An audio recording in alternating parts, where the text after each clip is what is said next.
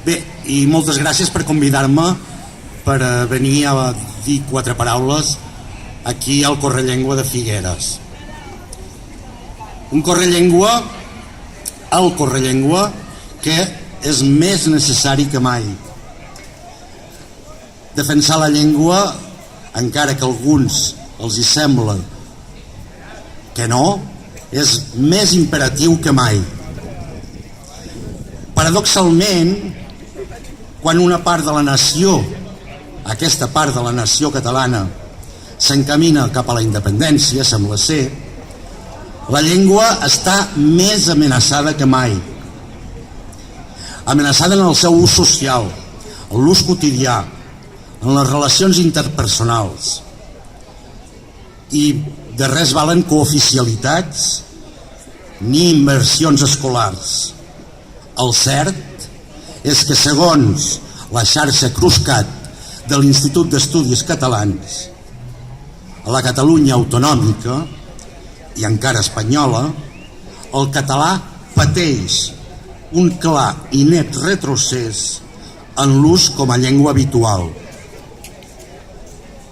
Diuen les dades oficials que aquí a la Catalunya autonòmica el 90% entén el català, que el 64% el sap parlar, que el 70% el sap llegir i que el 46% el sap escriure.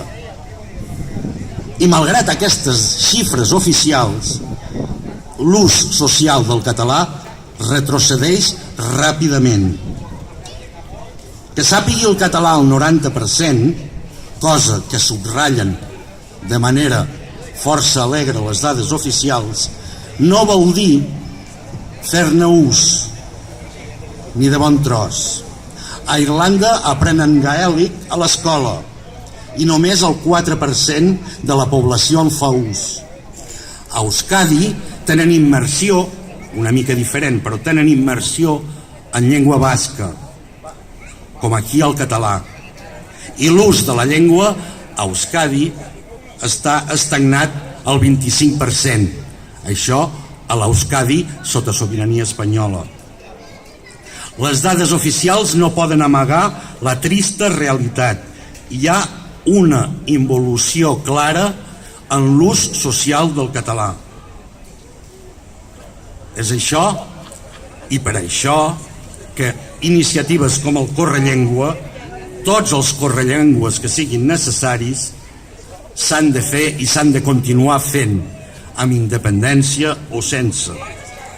De la situació de l'ús social del català en som responsables tots. Renunciem tots plegats massa fàcilment a l'ús de la llengua, a l'ús exclusiu a Catalunya de la llengua catalana. Tots renunciem a l'ús del català en circumstàncies de la vida quotidiana. A la Catalunya encara espanyola, només, i dic només, el 36% té el català com a llengua d'ús habitual i més del 50% actualment té l'espanyol com a llengua quotidiana.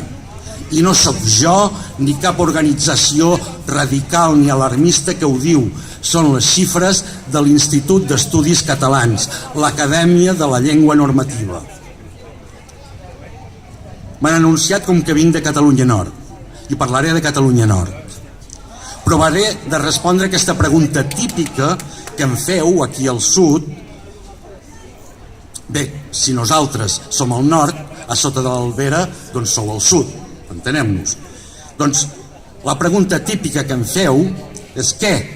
Com ho tenim això del català allà al nord? La resposta és fotut, molt fotut. 61% l'entén, 25% el parla, obro cometes, en situació favorable, tanco cometes, i només el 5% en fem un ús social, i això segons la darrera enquesta feta en col·laboració de la Generalitat de Catalunya, el Consell Departamental dels Pirineus Orientals i la Universitat de Perpinyà. Repeteixo, ens en calen molts. Ens calen molts correllengües. Ara bé, vull fer algunes precisions sobre la situació i l'ús del català a Catalunya Nord. La situació és gairebé desesperada, però potser cal aclarir algunes coses.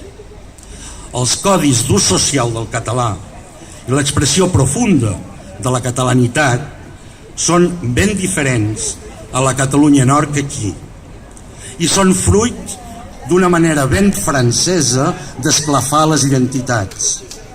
Una manera molt subtil, eficient i intel·ligent, molt més que no l'espanyola. Intentar de desxifrar aquests codis lingüístics de Catalunya Nord amb un parell de dies, fent una visita turística, jutjant una realitat molt complexa amb paràmetres sudistes d'aquí, després de fracassar, per exemple, de parlar en català a la caixera del supermercat on aneu a comprar formatges, o del cambrer del restaurant, que almenys allà no us dirà caballero, doncs és una temeritat. No es poden desxifrar les realitats lingüístiques del nord i del sud de la mateixa manera. Escolteu, ningú, dic ben bé ningú, del 25% de catalanoparlants que hi ha a Catalunya Nord no us parlarà en català a la primera. Bé, això si no caieu amb algú com jo o algun militant una mica esbojarrat que va de mal educat parlant sempre en català. Socialment és de mala educació parlar català i parlar-lo en desconeguts, així de clar. Parlar en català fora de l'àmbit restringit d'amics i familiars fa vergonya. Utilitzar-lo en públic i en registres professionals i formals és extremadament rar. I només es fa en ocasions ritualitzades, en l'esport i en actes catalano-político-militants, i no tots, perquè hi ha partits catalanistes postconvergents que han optat per deixar el català a les golfes actualment a Catalunya Nord.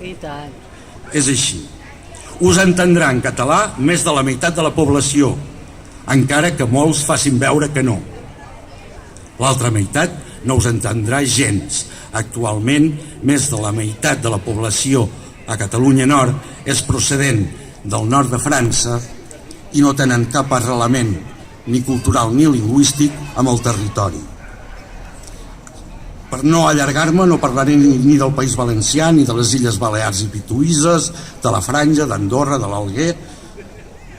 A més, són situacions que no conec tant.